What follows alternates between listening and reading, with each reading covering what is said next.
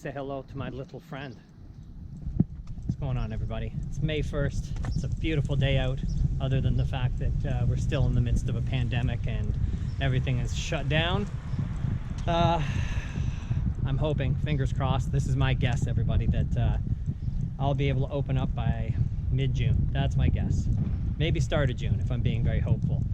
But from the sounds of what everybody's saying, and when I say everybody, government officials, it sounds like we're doing this very slowly and carefully, which is awesome, because I don't want to screw this up and then we're back in a shutdown again. But it does sound like we're still a little ways off, at least 3 to 4 weeks, I would say, until smaller businesses like my own that will fall within the guidelines can open up. So hey, fingers crossed that we'll all be training together face to face as human beings again, probably with a mask between us, but that's the way that goes. And you know, if I'm out here walking Ollie, that probably means that I'm heading for a run shortly with Chickpea and Penny and my wife, which is exactly what's going to happen. But I thought I'd take this little time here on the walk to chat about something that's been coming up a lot lately, and that's lots of calls and lots of questions about puppies. You know, it is sort of puppy season, and some people additionally have gotten puppies because it's the shutdown and they're stuck at home, so they thought that would be a good move. And it might be, if you're in the right situation and you're now suddenly finding yourself with enough time to raise a puppy, it might be the perfect thing to do. And the big question I get is about unwanted behaviors with puppies, right? Like nipping and biting and chewing on things and all that kind of stuff with their little razor sharp teeth. Now, part of nipping is going to be necessary in terms of teething. That's not really nipping, but when they get to the point where they're teething, they're going to need something to mouth on, to chew on, to ease the pain in their gums. But let's talk a little bit about some of these unwanted behaviors. And I think one of the biggest mistakes that I see, or I hear from owners, is the question of, when will he grow out of this?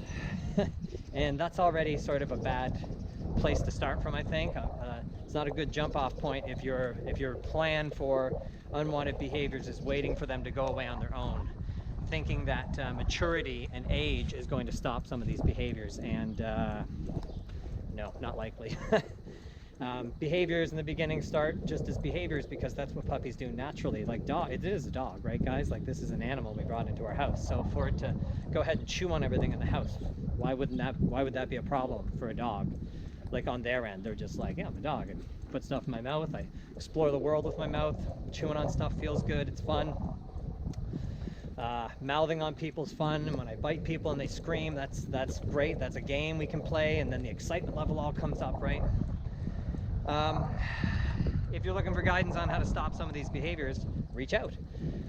Or you can watch some of the other videos I put out. But what I wanted to talk about today, or address, is this concept that the puppy is going to grow out of this. And I'm going to say no, not likely. Ollie, go on this way, pal. Things start as a behavior and then they progressively move towards becoming a habit. And once they're a habit, they're certainly going to be a bit more difficult to stop. So prevention's always great if you can prevent the puppy, you know, using a crate and different things. You know, when your puppy's being a handful, you could crate your puppy for a little bit to calm them and relax them. There's other techniques we can do. We can redirect onto a toy and different things. But as I said, just sort of hoping that your puppy's gonna grow out of this stuff, it's not gonna happen. And the big problem is people give puppies a pass. I think that's the problem. They just say, oh, it's puppy behavior. Oh, you know, nipping, that's just normal puppy behavior. Like, don't give your puppy a pass on this stuff. Holly. It's not going to get better if you give them a pass, okay? These behaviors, they need to be handled. You need to let your puppy know they're not wanted. You're teaching your puppy the rules of what's acceptable with you and what's not. Come on, Ollie, going this way, pal. All right, so yeah, they don't grow out of it. It's not going to go away on its own. These behaviors need to be addressed.